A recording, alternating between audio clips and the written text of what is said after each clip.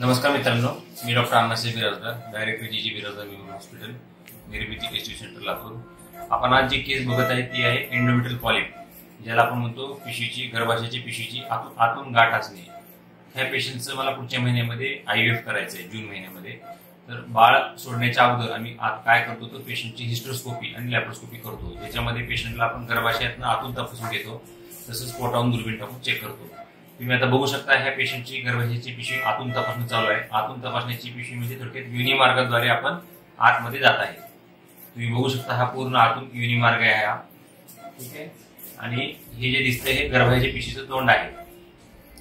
आपण या गर्भाशयाच्या पिशीच्या तोंडामध्ये आपण दुर्बीण टाकून त्यातनं पुन्हा आतमध्ये जाणार आहोत. तुम्ही बघू शकता इथं हे गर्भाशयाच्या पिशीमध्ये आपण ह्याला म्हणतो आपण सर्व्हिक्सच्या आतमध्ये जातो आपण, त्याला म्हणतात एंडोसरायकल कॅनाल किंवा सरायकल कॅनाल. ही जी दुर्बीण आहे एकदम छोटी दुर्बीण आहे, जेणेकरून पेशंटला कसल्याही प्रकारचा त्रास होत नाही. मी हळूहळू आतमध्ये जात आहे. तुम्हाला लक्षात येईल गर्भाशयाच्या पिशीच्या बाहेरच्या तोंडातून आपण ज्यावेळेस आतमध्ये जातो त्यावेळेस आपण गर्भाशयाच्या पिशीचं आतलं तोंड त्यालाही क्रॉस करून आपल्याला मग आतमध्ये जावं लागेल. तुम्ही पाहू शकता या पेशंटला आपण थोडा वेळ देतो, जेणेकरून जे काही सलाईन आहे त्याच्यातून त्या पेशंटच्या गर्भाची पिशी थोडी डिस्टेंट म्हणजे थोडी पिशवी मोठी होण्यास मदत होते व आपलं गर्भाशयाच्या पिशीचं आतलं तोंड उघडण्यास मदत होते.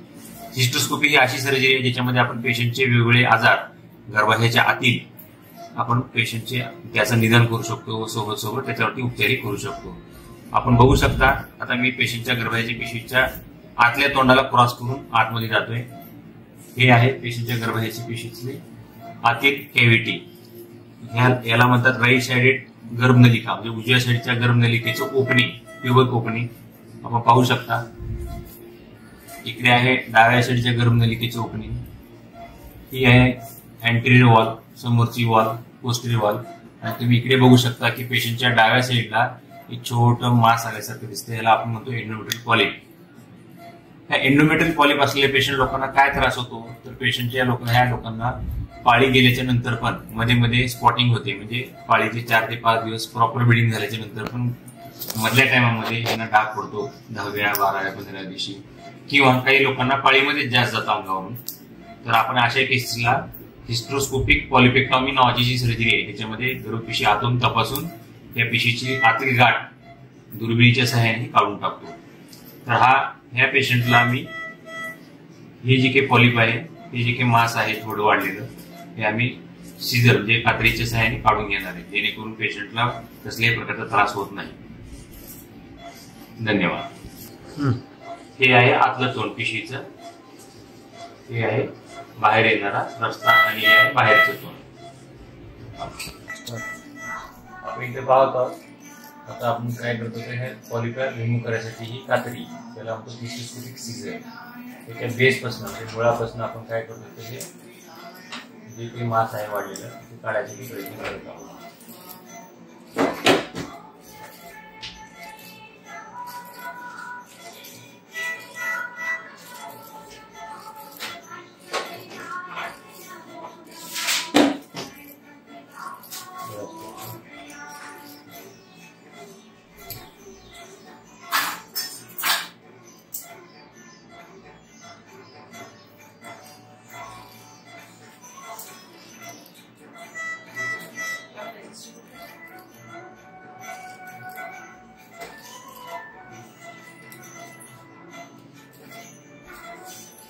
तुम्ही पाहू शकता हे जे काही मास आहे आपण काय केले दुर्बिणीच्या सहाय्याने बाहेर काढलेलं आहे, घरास्त्राच्या सहाय्याने व सीझरच्या सहाय्याने.